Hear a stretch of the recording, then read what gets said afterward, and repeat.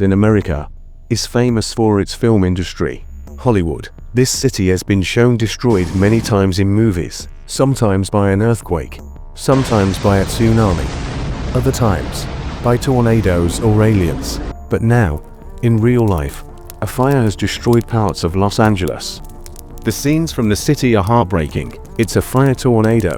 This was seen in an area called Palisades. Here's another scary video, taken by a man stuck in his house, while the fire surrounded it. Luckily, he was saved by firefighters.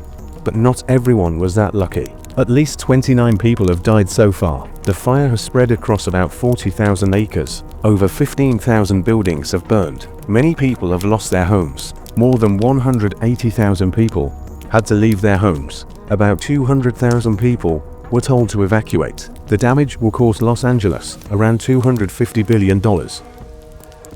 The shocking thing is that this is happening in January, which is winter in LA. January is usually when LA gets the most rain. So, how did these fires become so bad? Geographers say the reason is that Southern California got less rain this year. Because of this, the air was dry, and the plants dried up. Also, there were strong winds called Santa Ana winds. These winds made the fire worse. If you look at the map of Western America, you'll see the Rocky Mountains. These mountains create low-pressure areas near California's coast. This causes winds to blow from the mountains. When the winds come down, they heat up and make the air very dry. This hot and dry air dries up forests and makes it easier for fires to start. Even a small spark can cause a huge fire. A climate scientist named Peter Kalmus works at NASA. He used to live in Los Angeles, but in 2022, he moved away because he thought it was unsafe. He understood the danger of climate change very well. Look at this news from January 2024. 2023 was the hottest year recorded on Earth. The European Union's climate experts said that since 1850, 2023 was the hottest year. The average temperature was 1.48 degrees Celsius higher than before the Industrial Revolution. Experts said that climate records were breaking like dominoes in 2023.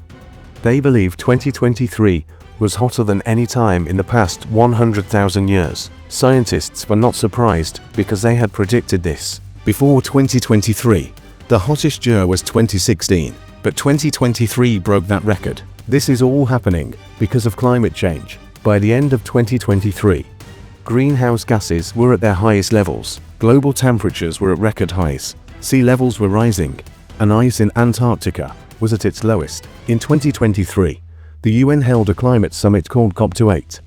The summit focused on reducing the use of fossil fuels, but in COP29, in November 2024, it was revealed that this promise was not kept. Instead of reducing coal, oil, and gas emissions, they increased by 0.8%. This made 2024 the hottest year ever, breaking the 2023 record. From June 2023 to August 2024, temperatures broke records for 15 months straight. NASA scientists called it an unprecedented heat streak. The UN had said, "We must not let global temperatures rise more than 1.5 degrees Celsius above pre-industrial times.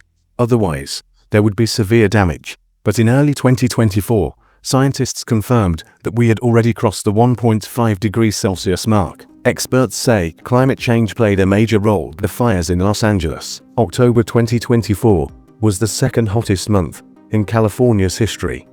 June and July 2024 were the hottest months ever. There was no rain in Southern California after July. Everything became dry. Then the Santa Ana winds blew, making the forests even drier. It's important to know that not all wildfires are started by humans. Some fires start naturally. Some plants and animals even need occasional fires to survive. Some trees, like conifer trees, have thick bark to protect them from fire. Prairie grass keeps most of its roots underground, so it can survive fires. Some plants need heat from fire to help their seeds grow or to turn their buds into fruits. Occasional wildfires can clear away dead plants. When dead plants pile up, they block nutrients in the soil, making it hard for new small plants to grow. Fires clear dead plants and return nutrients to the soil. Because of this, people sometimes start controlled fires to help the environment.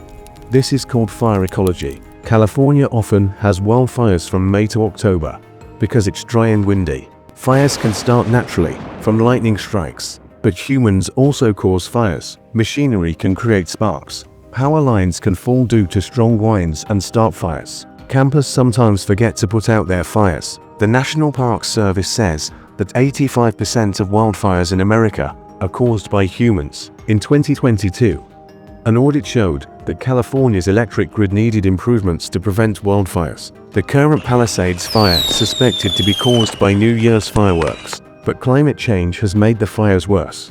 Fires in January, their strength, and the damage they caused all point to climate change. A 2021 study found that California now has more fire danger days than before.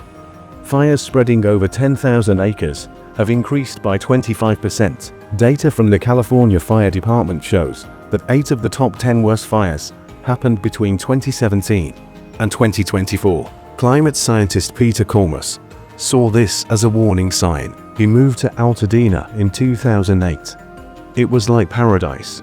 He had an avocado tree, green parrots, and he enjoyed the green fields. But by 2012, the heat became unbearable. He switched from studying gravitational waves to climate science at NASA. He wanted people to understand that climate change was a serious and urgent problem.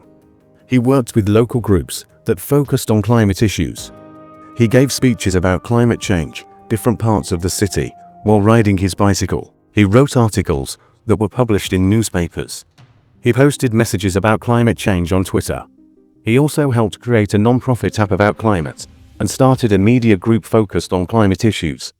But he felt powerless against the actions of a few rich billionaires. In September 2020, during a heat wave, he felt heat exhaustion for the first time. The next day, a fire called Bobcat Fire started nearby. Fires happened in Hawaii in 2023, heat waves in 2021, floods in Dubai, and wildfires in Australia.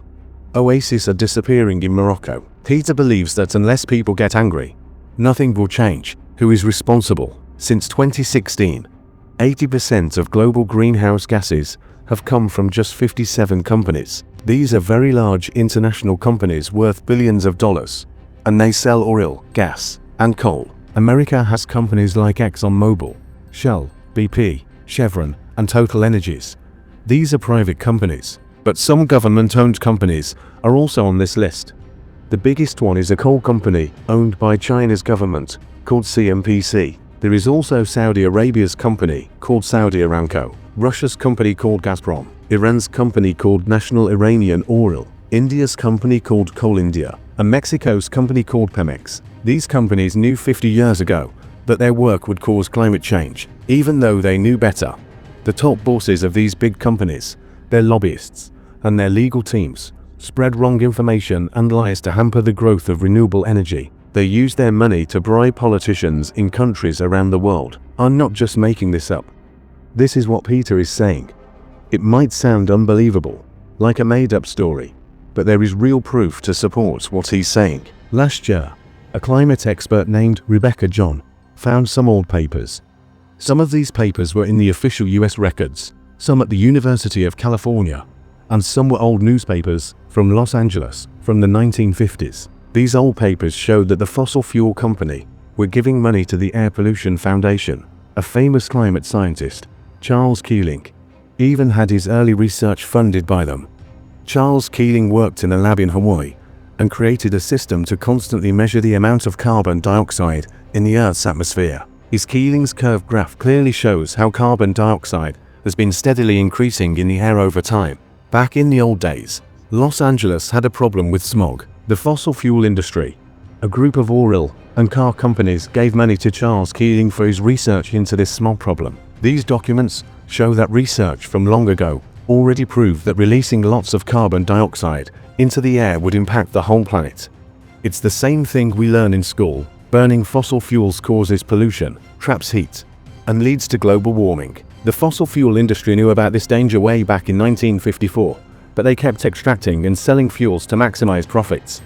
The company leaders understood the harm they were causing the world, raising the question, shouldn't they be arrested and charged with a crime as serious as genocide? A 1959 note shows that major oil and gas lobby groups like the American Petroleum Institute and the Western Oil and Gas Association, were funding the Air Pollution Foundation. As early as 1955, the foundation said air pollution was the biggest issue for California and other cities. While there's no proof Charles Keeling hid his research for money, there is clear evidence that the industry spent decades denying climate science, lying to the public, and paying to delay action on the climate crisis, all to protect their profits. A 2016 investigation revealed that companies like ExxonMobil had patents for electric cars and low-pollution technology as early as 1963. This shows they knew carbon dioxide was harmful to the planet.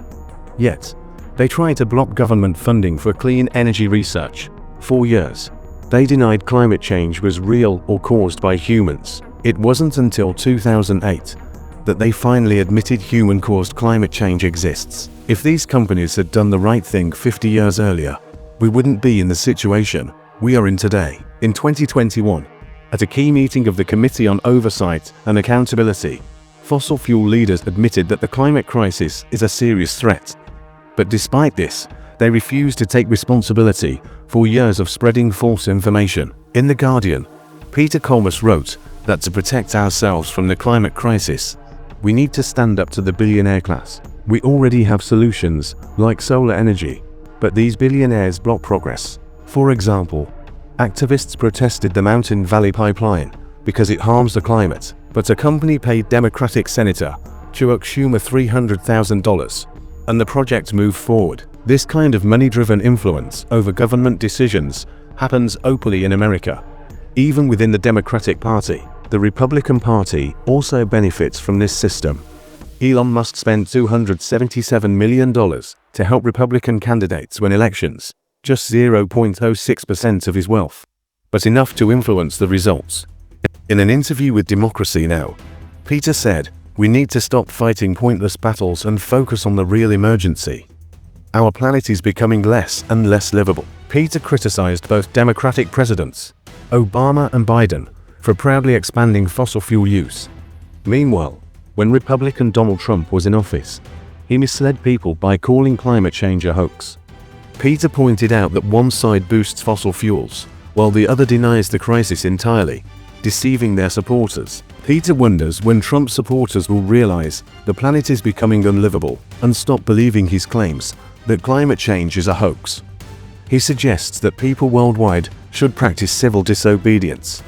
He believes we need to break the influence of billionaires, because only by taking away their power can we truly solve issues like the climate and healthcare crisis and create a better world. If you're in America, consider joining Peter Kalmus and other climate activists. It's important to live sustainably, but the bigger issue lies with the billionaires and powerful companies causing the most harm. Planting trees or keeping our surroundings clean makes little impact when powerful people can pay politicians to pass laws that harm the environment. That's why ending this lobbying system is essential to prevent future destruction. Speak up and protest. It truly makes a difference. No matter where you are or your situation, do whatever you can to help.